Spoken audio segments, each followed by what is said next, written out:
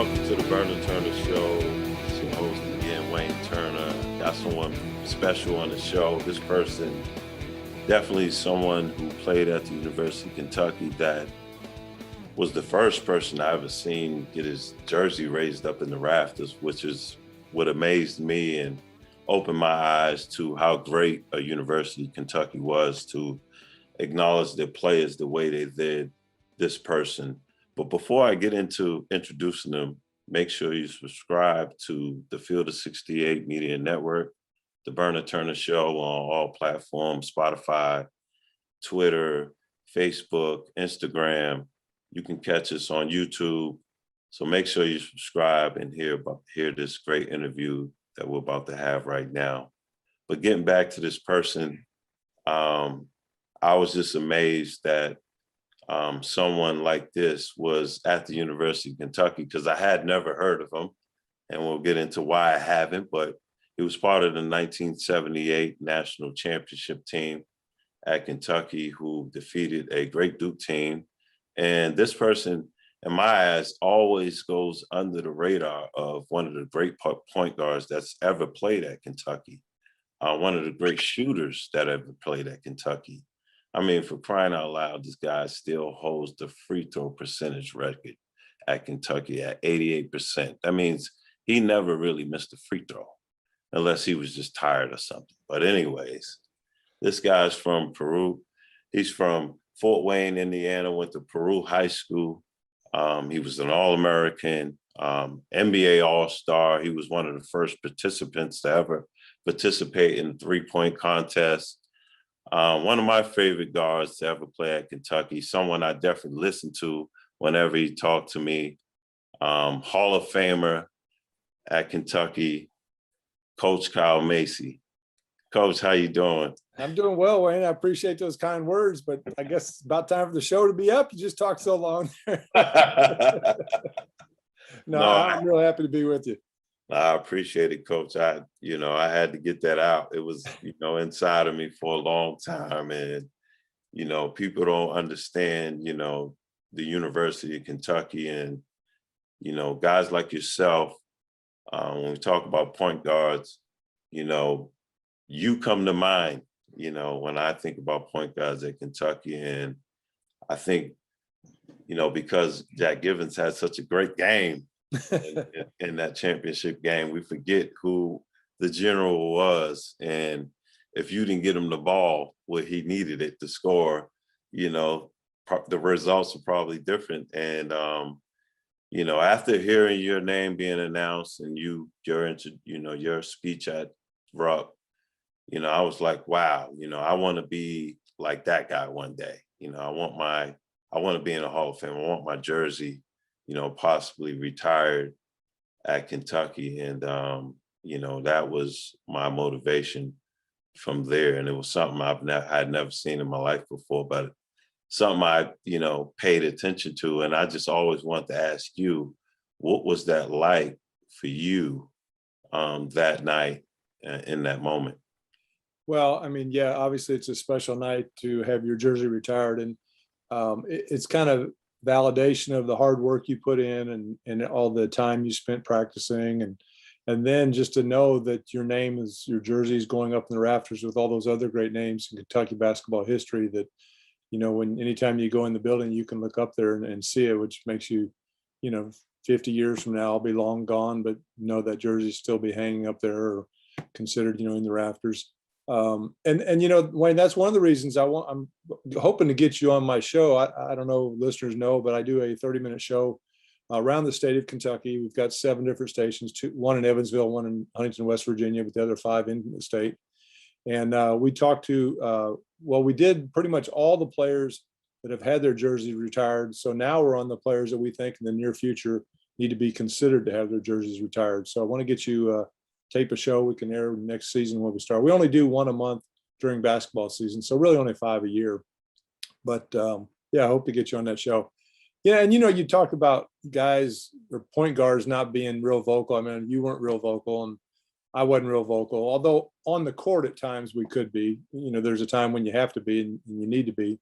But it was kind of our job not to be really the center of attention. I mean, if we needed to take a shot to keep the defense honest, yeah, we'd take a shot and pull them back out to us, so then we could get the ball to the right people that were supposed to score all the points. And yeah, a game like Jack's in the championship game, it made it real easy for the point guard.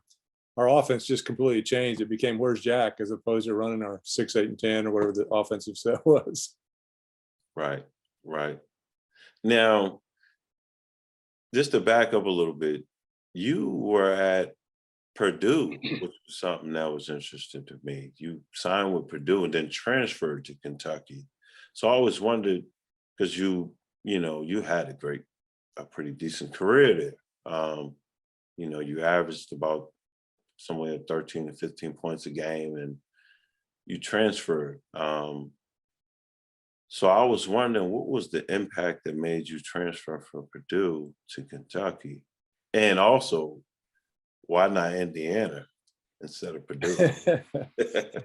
Yeah, coming out of high school, Indiana really didn't recruit me that hard, but then it's understandable because they had Buckner, Wilkerson, Wiseman, Cruz, and they signed Bob Bender, another guard, like the first day you could sign. So I'd have been the 6th guard on the roster, and I wanted to play before I was a senior.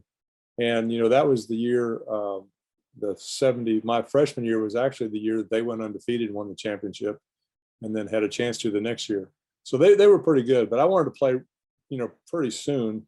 And so it basically came down to Kentucky, Purdue, and Cincinnati was the other one that I kind of considered. I visited UCLA, but I knew I wasn't going to go that far away. I think it's one of the first airplane rides I ever took to go out and visit there. So yeah, I went to Purdue. I don't know if I was feeling in-state pressure to stay close to home or stay in state. And it's only about an hour from Peru High School, so I was close to home.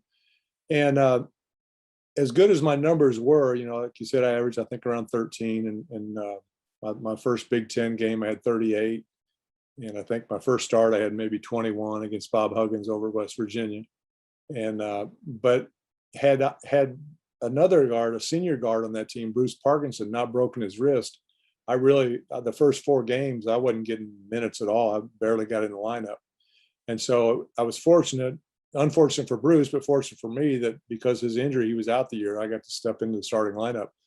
But he also redshirted, and so I knew he was coming back.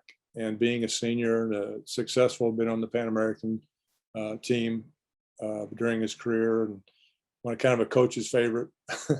I'd got a whiff of that success and playing time, and I didn't want to go back to the bench and not give any minutes. So that, and the coach he never really took charge of the situation. The guys just kind of come and go, and we had a lot of talent.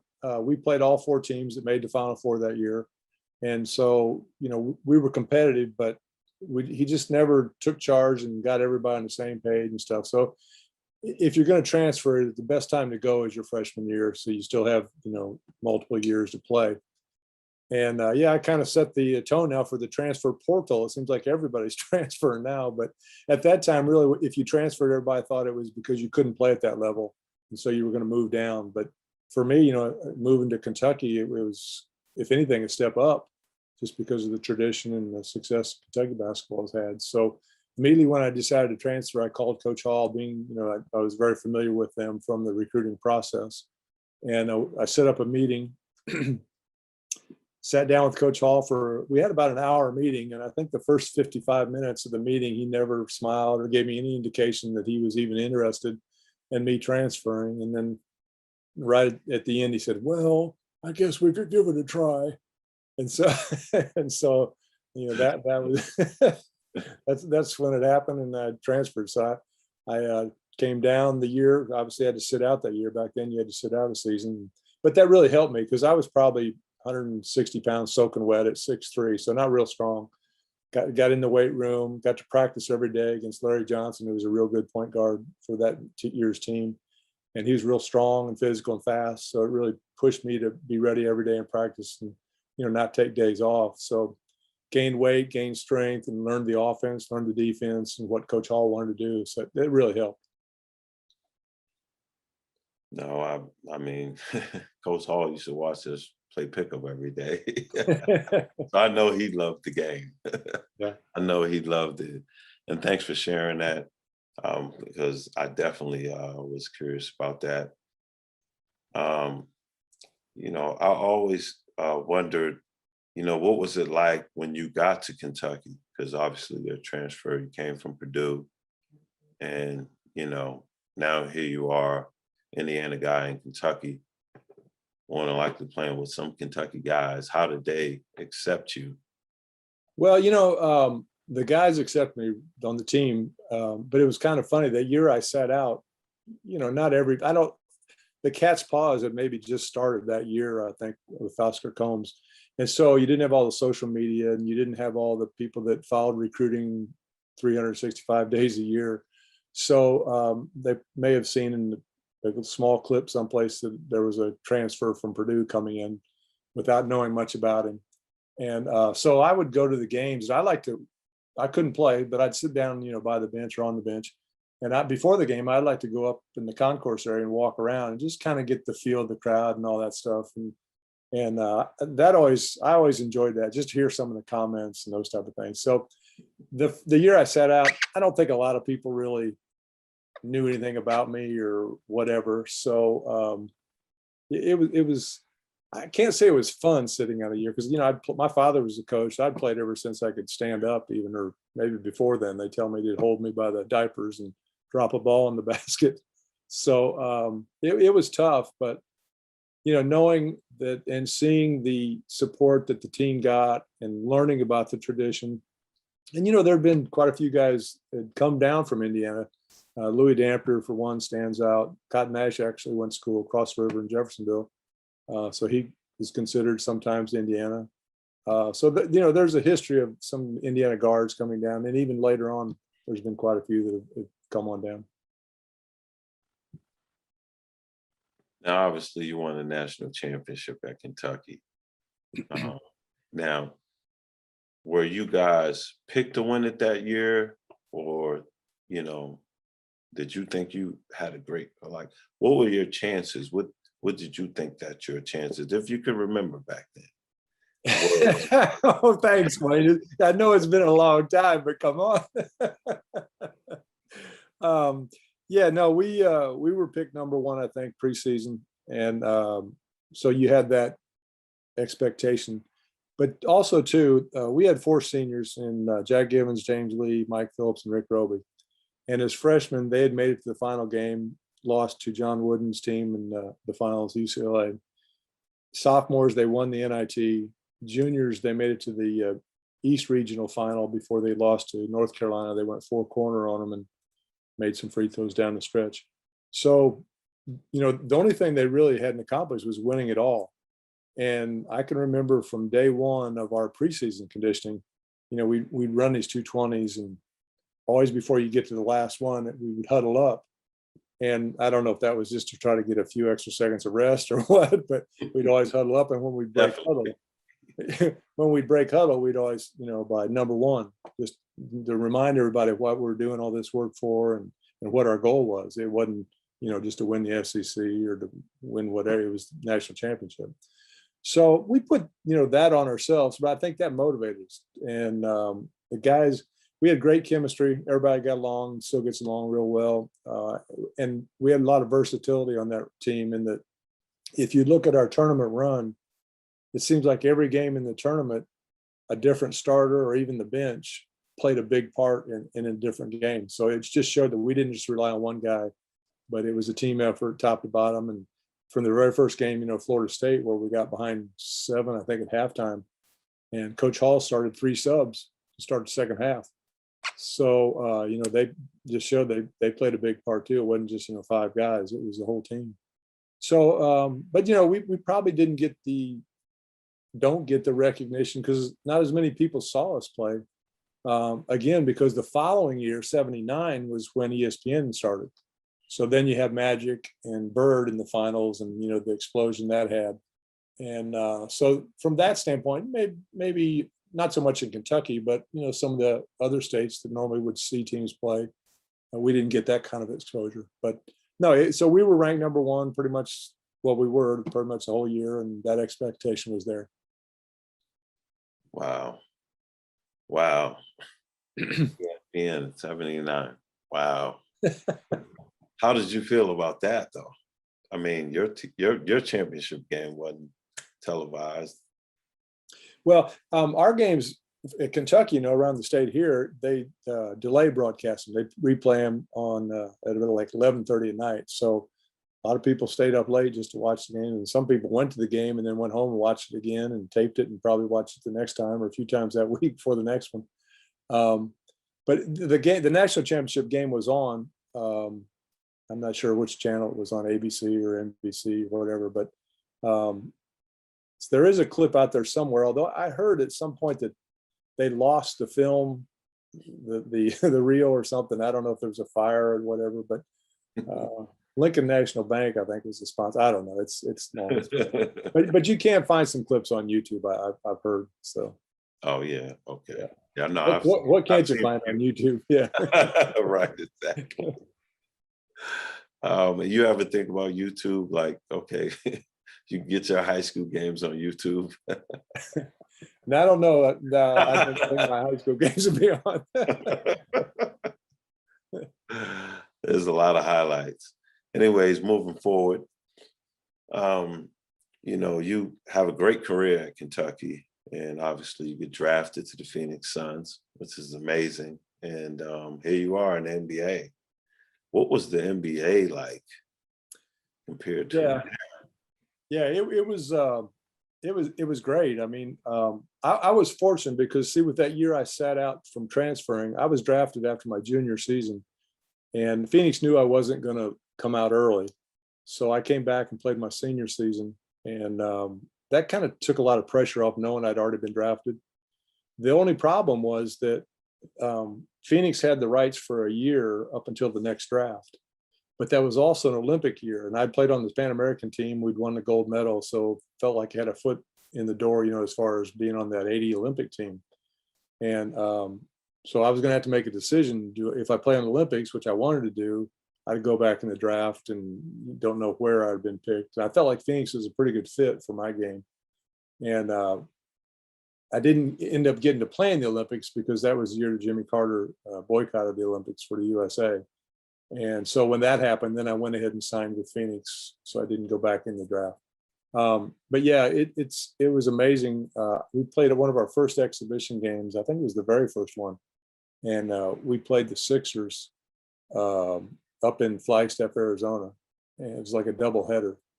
So the first game you had Kareem and the Lakers, and you had George Gervin and San Antonio playing, and then our team, we played Philadelphia. And so I come in as a sub, and there's a foul when I come in, and I'm on the free throw lane, and I don't remember if they were shooting or we were shooting. And I look to my right, and it's Dr. J. and so, I'm like, okay, you got to not be a fan, or you got to start playing. You kind of pinch yourself, say, hey, you're a player, you're not a fan. So that was kind of a neat first minute in the game. So. I'm gonna get back to that question. But before that, you said you had got drafted, but you went back for your senior year, and it just, in my mind, like the mindset now of a Kentucky basketball player, like, what do you think of that? I mean, I know times have changed, times is different, but you obviously felt like you weren't ready, so you went back for your senior year. So, what do you think about guys leaving and possibly feeling like they're not ready to go, but someone saying you got to go? Well, yeah, you're right. I mean, the main thing is the times have changed in the fact that Phoenix. I mean, I didn't even talk to Phoenix ahead of the draft. I think the general manager from Portland came in during the summer, and we just sat down and talked maybe an hour, and that was it. He didn't mention anything about they might draft me or whatever. It was just kind of just get to know you. So I was really surprised. In fact, I was in Colorado Springs, and we were practicing, getting ready to go to Puerto Rico for the Pan American Games. And we were staying in the dorms there at the Air Force Academy. And someone said, hey, Macy, you got a call. And at that time, there was a phone in the hallway. That was your phone, pay phone in the hallway. So I go down there, and it's 10:30 at night or something like that. And I answered the phone. I don't know if it was who it was exactly. It was a reporter for the Herald Leader here in Lexington. and they said, "Hey, what do you think about being drafted by Phoenix?"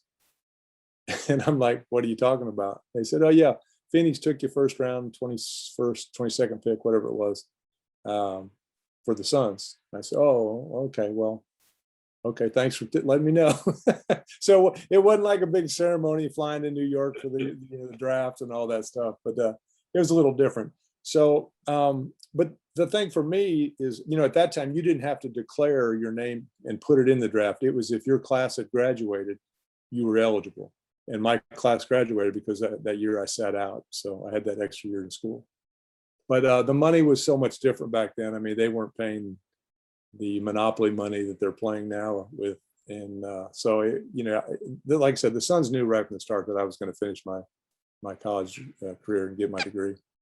What was it, like 5 rounds or 6 rounds or something like that then? Yeah, at least 6. They may have gone more than that. That was interesting. I was like, wow, 5 rounds. Then I'm looking back. A lot of pressure on the scouts. I would have got drafted. Exactly. That's true. Maybe that's why they show it. But you go on, you have a great NBA career, and then you get into commentating, and then you get into coaching. Or Morehead State. Morehead State's the one that sticks out to most to me. You're there 8 years. What was that experience like being in Kentucky? Kyle Macy coaching at Morehead State. Well, when I stopped playing, after I played in the NBA, I went over to Italy and played for 3 years, which was great because you're making pretty much the same money and only playing 2 games a week as opposed to sometimes 4 or 5. And so that was great. I came back and, after a couple of years, decided I want to do something. So kind of a funny story.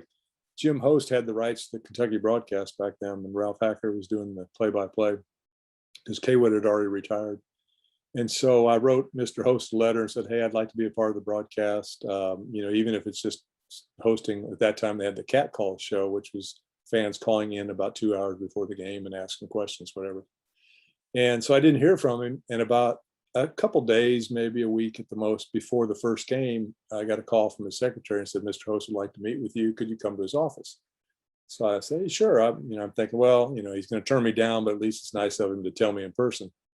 So I go into his office and we're sitting there talking. And he says, "Oh, I'm thinking about making some changes to the broadcast team, and I want to put you in the color and Ralph do play-by-play, and I'm going to move Charlie Mack over to TV." And so I didn't say anything because I wanted to make sure what he said is what I heard. So I waited till he said it again, that he wanted me to do the color on the games and not host a pregame show. So I was fortunate, got that opportunity to do that, and did that for about 4 years.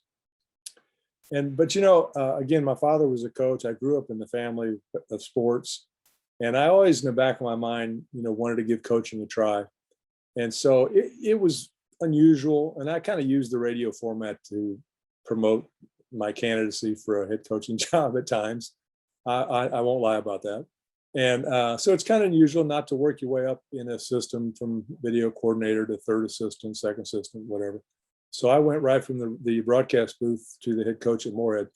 I didn't think I would have a problem with that adjustment, and really don't feel like I did, just because I'd been around basketball my whole life, and I'm sitting on my father's bench for years, and as much as I played over the years and played for many different great coaches and all those experiences, but you use that stuff as a coach. You kind of steal from this coach what you like, what you don't like, and from this coach something else, and that's how kind of you develop your identification as a coach. So I felt comfortable with that, and when I got to Morehead, it was pretty much rock bottom. So I knew it was going to be a rebuilding task, and it took a while. And it's hard to recruit to Morehead at that time because the budgets, we had to hold fundraisers just to get enough money to rent a car to go out and look at players to recruit.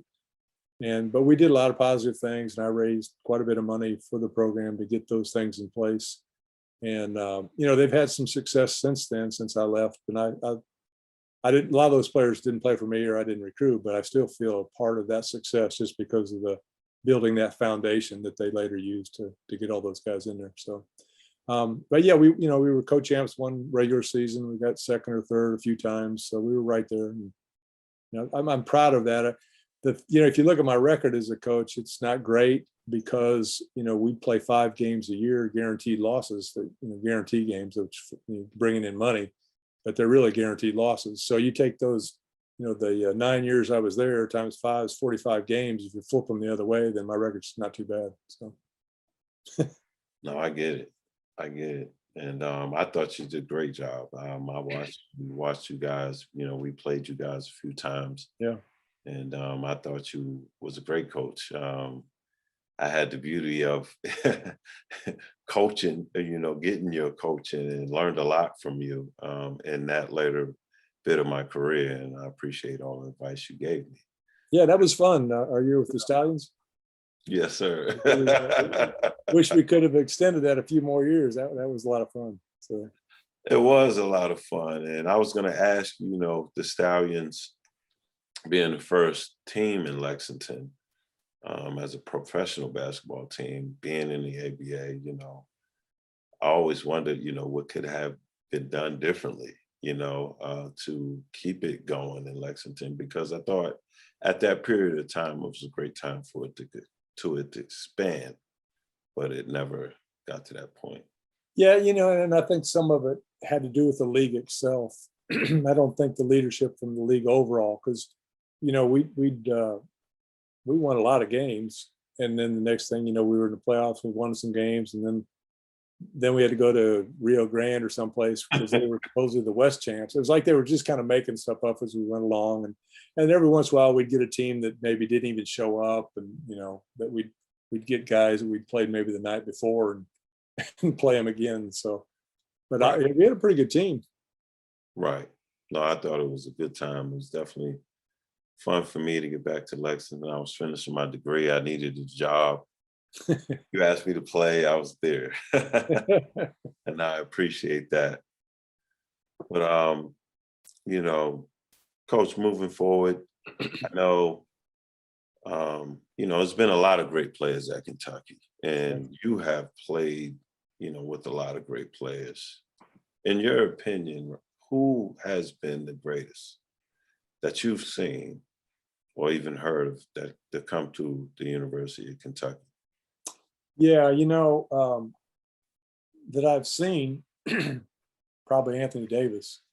I mean, the impact that he can have on a game from shot blocking in college.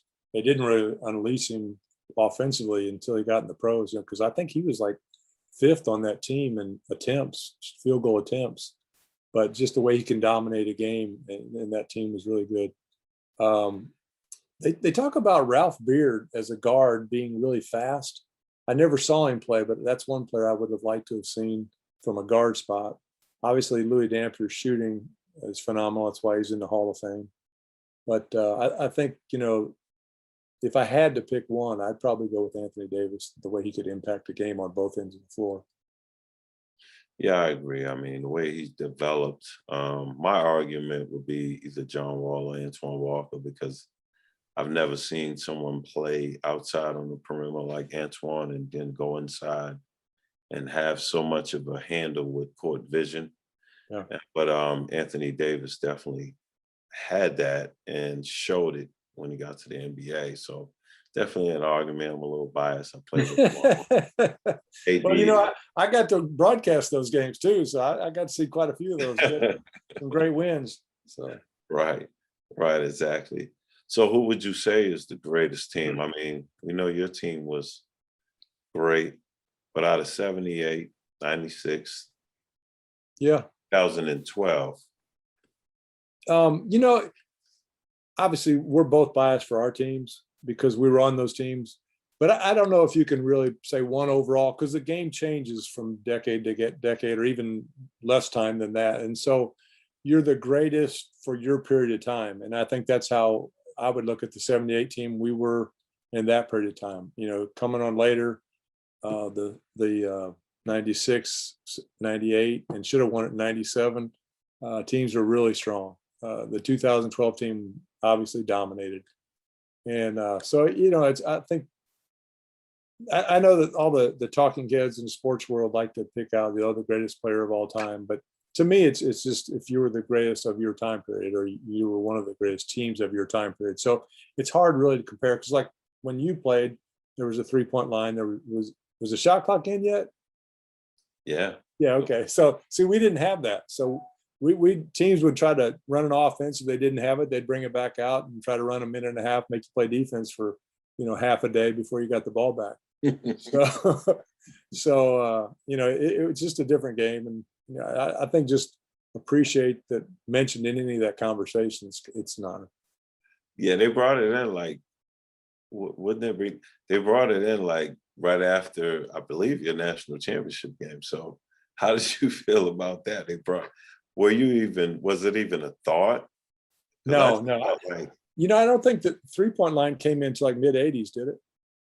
someone, And I remember early the ACC had like within a step inside the top of the key, which is, anybody can make that shot. And I think now they finally got it to where they keep backing it up, which I liked, to where you should have to work at it to get that extra point, because for a while it was so close. Even the centers were stepping out and shooting threes, because supposedly it was supposed to keep the small man in the game, that they could make those outside jump shots. And now they're extending it back out to where coaches need to start telling guys, you don't need to be shooting threes. You need to be posting up, right. And then let the perimeter guys shoot those. So, but it's funny too, because when I got to Chicago to play after Phoenix, my job was supposed to be, when Michael Jordan got double teamed, just catch and shoot, because they'd be doubling him. Well, it didn't work out because he broke a bone in his foot and only played 15 games. But I think I led our team in 3-point attempts that year, and I think it was like 104. Now that's an 82 regular game schedule, and I only took 104, but I was first on the team. Consider that now, and go back and look what Steph Curry's shooting in the course of the season. It's like over 1,000, maybe 2 attempts. So the game's changed quite a bit. Right. And, you played with two of the greatest players that ever played the game or played against, Dr. J, and then you played with Michael Jordan. I mean, I was a huge Dr. J fan growing up. I mean, I played his video game. People don't even know he had a video game. It was Dr. J versus Larry Bird. Then it became, Jordan versus Bird. But Dr. J was, he was the guy to fly first. Oh, yeah. Here comes Air Jordan. Yeah, no, so different, where Jordan just separated itself from Dr. J. Yeah, well, it's funny. When I was in Phoenix, Al Bianchi was assistant coach, and Al had been the head coach of the Virginia Squires in the ABA. And so I'd love to get him talking, whether, whatever's off, after practice, whatever it was, just to get him talking about some of the old ABA stories and all the Dr. J stories. I mean, I could sit there and listen to those stories forever. But yeah, I mean, that the transition, the way he changed the game, it's amazing, some of the stuff he did on the court, and the type of guy he was off the court as well. But yeah, I mean, I was fortunate. I kind of feel like I was playing in the NBA during the golden era, because, like you said, the guys you mentioned, Bird, Magic, Kareem, and then all the East Coast guys, Dr. J, and it was Moses you had to be Malone. ready every night. Yeah, Moses Malone. Yeah, right on down the list. So Maurice Cheeks. yeah. So. Yeah, no, that's amazing. I mean, wow, Dr. J, that's someone that definitely was inspiring to want to dunk the ball anyway. He dunked the ball. So, but this season for Kentucky basketball was, it was a different one. Obviously, COVID affected everybody's lives this year, Yeah. especially, the younger generation. In sports, especially college athletics, in particular, basketball. And, Kentucky struggled a lot this year. What do you think was the main problem, why they struggled this year?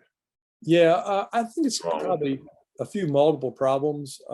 One being, I think they may have missed on a few players in the recruiting that they'd hoped to get. And so when you're turning over your bases like that with the one and dones, you can't really afford to miss on multiple players. You maybe miss one, but not multiple. And I think that maybe is what happened to begin with.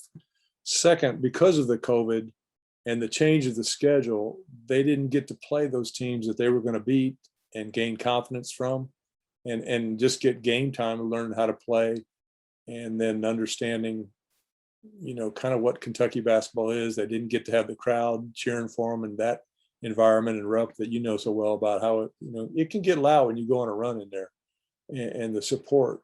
Or when you're a young team, and I see this in the NCAA tournament now, in the first few rounds, if you're the underdog and you get on a little run, you take a lead, that crowd really gets behind you, and it kind of can inspire you to have an upset to win that game. I don't think we saw that as much. I mean, we did see some of the smaller teams win, but I think that's because they were just really talented. But sometimes that crowd, that home crowd, can kind of get you going and develop that chemistry and build you a better team. So they missed out on that. And then, from fundamentals of the game, they just didn't shoot the ball consistently well enough. You've got to have a presence inside. I don't think they were really physical inside. So if you're not physical inside and you're not shooting the ball well outside, what's your identity? You've got to have an identity as a team. And so I think that's maybe, again, being so young. Normally you see those teams, those freshmen maybe have a good game, have a bad game, if they're intermixed with upperclassmen, because they can get by with that. But when they're all freshmen playing, then it really exposes itself when that happens. So probably a combination of all that stuff. Yeah, no, I agree. That fan, I'm telling you, it ain't nothing like hearing "Go Big Blue" real loud and clear. I mean, that's motivation on its own. Especially when you're on the road too, in conference. Ole Miss is like a home game because there's so many people from western part of the state come down there. So, absolutely. I was telling someone the other day. I said, our road games weren't really road games. I mean, because we'd have that one section and they'd be so loud, we would think that, we was at home because all you heard was "Go Big Blue." And that one little corner over there, and they'd be the loudest of the whole crowd, which was just amazing to hear and to be a part of, that team. So, I totally agree with that. You said had to be a little tough for the guys, and hopefully it doesn't affect them for the long term, and it makes them only stronger. Right. But moving forward, definitely appreciate you coming on the show, Coach. I'm not gonna hold you too much longer. Wayne, you know me, I'm a basketball junkie. I could talk to you all night long. we both could talk for days and days and days. And just wanted to say thank you, just for being around, being encouraging, and just being someone to look up to, at Kentucky. And I don't even think you knew that. I knew you were before me. I knew Sean was before me, Travis Ford, and I always, when you guys come around and talked, listen, because I know you had been through it, and it was important for me to learn from the best, and you guys were the best. And I appreciate all of the knowledge you gave me even when I played with you after school. Well, thanks. I appreciate you saying that. I appreciate you looking at it that way, because I think sometimes players nowadays, they get caught up in me too much and don't know really the tradition of their school or the sport itself and what got us to where we are in the game. And so it's nice for you to say that and to hear that I did have a small impact on your successful career. So thanks for saying that. I appreciate it. I appreciate you. And I just got one question. Teaching tennis now. Now, you played tennis in your day? Yeah, no, my father was a coach, but he also taught PE in school, in high school. And then went to an NAIA school in college for 12 years, my formative years. So I have a brother and a sister, had a sister, she's passed. But when we were little, we played all kinds of sports. And my father was really ahead of his time. This has been, well, I'm 63 now. So almost 60 years ago, he was teaching like pickleball in gym class, lacrosse, games that are just now kind of catching on and becoming really popular. But he taught us to play all kind of games. I played tennis since I was probably 6 years old in the city parks system, and we had city championships and sometimes go to tournaments maybe a little bit away. I didn't travel too far, but so yeah, I played and actually played my freshman year at Purdue after basketball season was over, played doubles. And then for some reason, when I came to Kentucky, I kind of got away from it. I don't know, basketball kind of took over. But when I stopped playing, it's a lot easier just to find 1 or 3 other guys to play tennis than it is to get 10 guys to go 5-on-5 on the court. So I kind of got back into it. Now I enjoy. I travel around, play tournaments in the summer, and have a good time. It kind of gets those competitive juices flowing. Sound like Coach Hall took the tennis away. It never came up. No, I appreciate you sharing, Coach, and I appreciate you coming on. This is an honor. It's great to have you here. Great to see you. You look great. This dude doesn't age at all. Oh, yeah. Looks the same. First thing in the morning, I feel like I do. Well, make sure you subscribe to the Burner Turner Show, the Field of 68. Definitely tune into Coach Kyle Macy's show. He's an amazing guy. And Coach, I appreciate it, man. And thank you. Thank you so much for coming on. It's great to have you. Great to share my passion about you here. Thanks for having me on. I appreciate it. Good luck.